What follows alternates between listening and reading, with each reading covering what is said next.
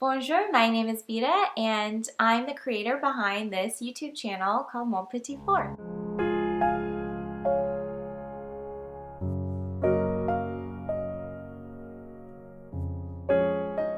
Now, if you don't know me, which is very likely here on YouTube as I haven't posted on YouTube in a long time, I wanted to give a little bit of background info for you so that you know who I am. I run the French food site Mon Petit Four, which now has evolved to more than just food. It's got French lifestyle, French fashion, home decor, travel ideas.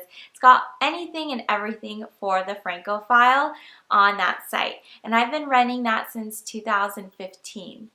In 2019, I also started a membership community called Everyday France, which is really cool and is a place for all of these Francophiles to hang out and connect.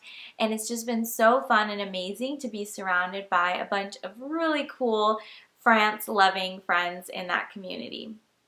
Now, in 2020, I decided to move to France. I'm from California, born and raised, and as a Francophile, it had always been a dream of mine to live in France. And in early 2020, I made the decision to start getting my application together for a visa and make the move. But sure enough, we all know how 2020 went. COVID happened, and I wasn't able to make the move. So instead, I spent the year really just getting all my ducks in a row, working hard on an application to be able to be accepted and make the move in 2021, which I did. In the summer of 2021, I moved to Paris and found a fabulous place in the 7th arrondissement right next to the Eiffel Tower and had the most incredible year on my visa. Now, at the end of my visa, I had to move back to California. And honestly, I was ready to move back because I didn't know what my next step should be.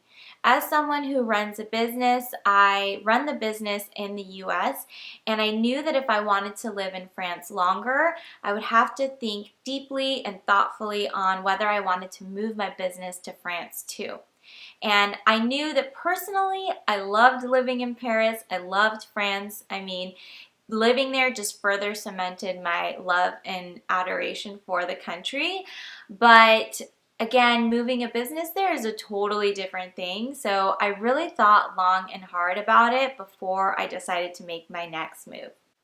So this video is all about me sharing the fact that I am moving back to Paris. I got my Profession Liberale visa approved. Yay! It's so exciting because this is a very elusive visa. There are not a lot of people online who have shared being able to get this visa, although there are definitely many expats who have applied and are living in France on this visa.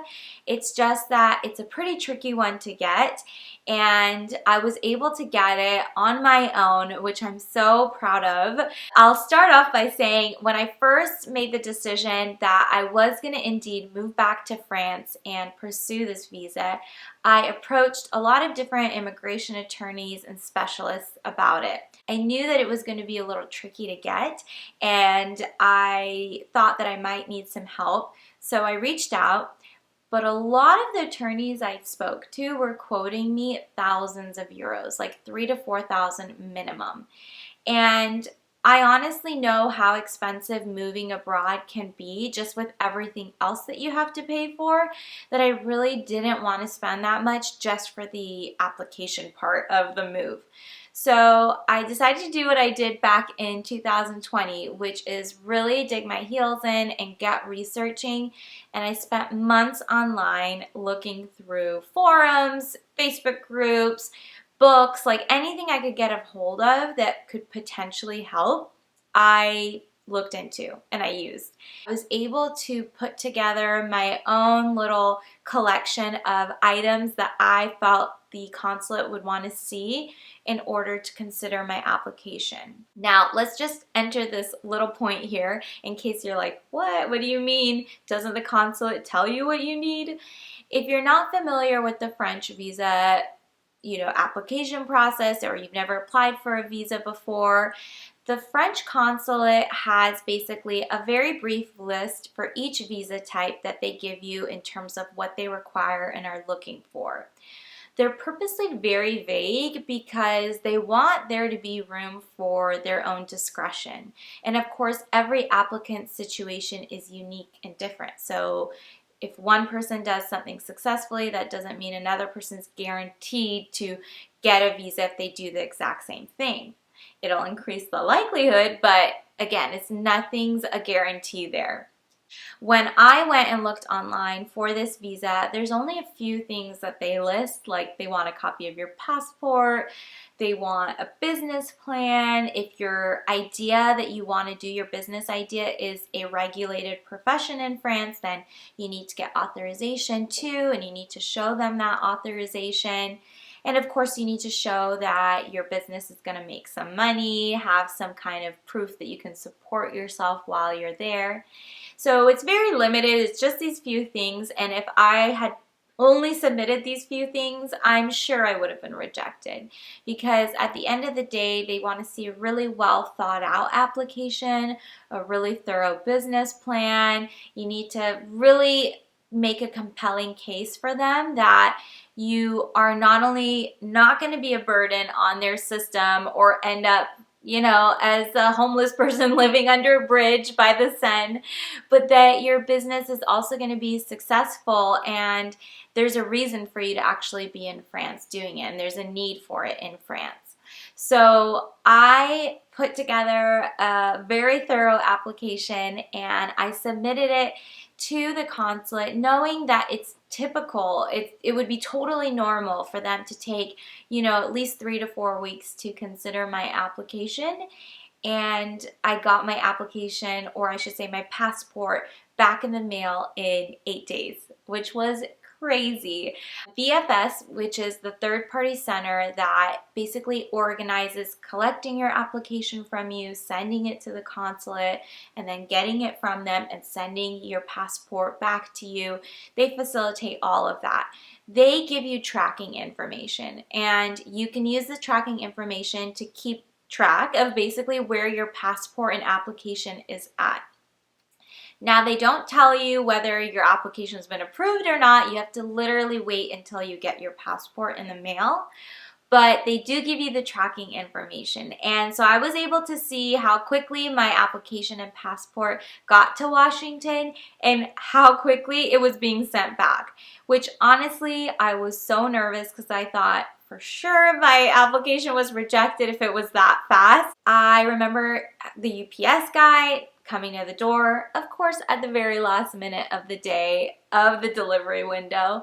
But I was like, oh my God, give me that. And I grabbed the envelope from him and tore into it and pulled out my passport and flipped through the pages. And sure enough, my visa was pasted nicely in there and I could see I was approved, which was so exciting. And it's huge because honestly, it was just really uncertain for me. I didn't know if I was going to get this visa at all.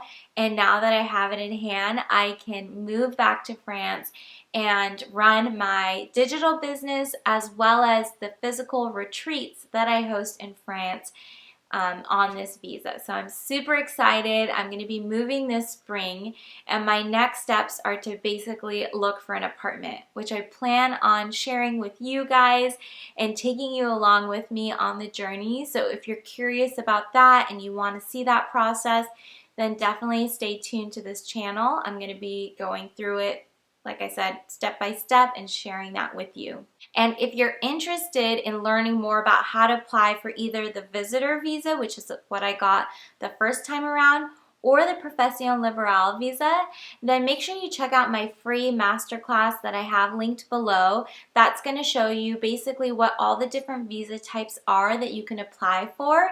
And then if you're interested in either of those two types, I have a program to actually help walk you through it step by step. I hope you guys are excited for what's to come, because I'm going to be sharing a lot of, like I said, my journey moving to France as well as my time in France. So if you want to stick around for that, make sure you subscribe to my channel, and I'll see you guys soon.